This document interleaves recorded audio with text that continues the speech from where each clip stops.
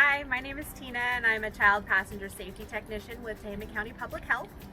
And one of the questions that I get a lot is, when is it time to transition my child from a car seat or booster seat to using just the seat belt?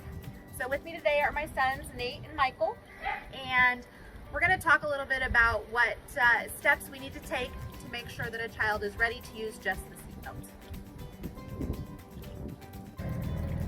So, two things that we need to keep into consideration when we're talking about transitioning from a booster or a car seat to sitting with just the seatbelt is state law. In California, state law is that the child must be at least 8 years old before they're out of a car seat or a booster.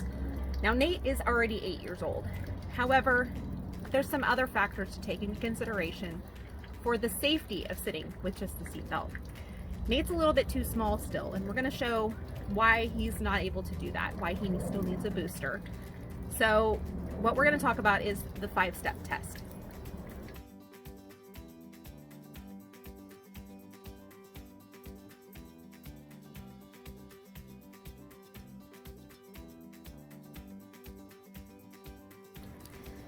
The first step in the 5-step test is the height of the child. They need to be at least 4'9" in order to be able to use just the seatbelt. Nate is considerably shorter than that. Another step is where their leg placement is. So if you can see, Nate's knees don't bend over the edge of the seat, nor do his feet touch the floor. We're also looking at the placement of the seatbelt. Right now, Nate's got the seatbelt across his abdomen, exactly where we don't want it to be, because that's where all of his internal organs would be harmed if we were in a crash of some sort. We've also got the shoulder belt, which is riding right across his face. We actually need that shoulder belt to be riding low across his chest and across his collarbone over his shoulder. These are the strongest parts of his body: his shoulders, his rib cage, and his hips. Unfortunately, without a booster seat, the seatbelt is not hitting Nate in those right spots. With the booster, Nate is in a lot safer position. He's got that seatbelt low and tight across his hips. The shoulder belt is right across his chest. It's away from his face. He's also not going to be tempted to put the seatbelt behind his arm or behind his back, which is one of the ways that children sometimes combat the seatbelt rubbing against their face. So Nate is in a lot safer position when he's using a belt positioning booster.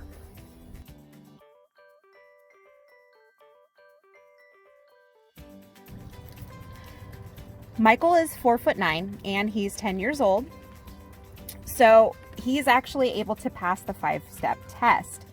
As we can see, Michael's knees bend comfortably over the edge of the seat and his feet rest comfortably on the floor.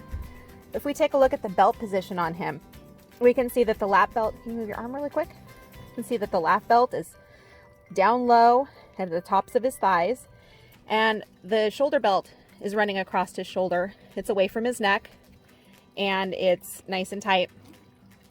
So for Michael, it actually took until he was 10 years old, almost 10 and a half, in order to be tall enough and big enough to pass the 5-step test. So it just really goes to show that age is not the only indicator that we want to look for when we consider transitioning from a booster to the seatbelt. The last step that we need to keep in mind is whether or not your child can sit appropriately for the duration of the trip.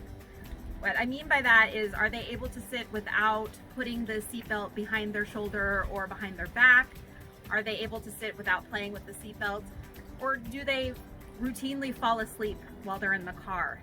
If any of those things are the case with your child, you might consider keeping them in a booster seat, or you might even consider a high back booster in order to keep them upright and in the correct position.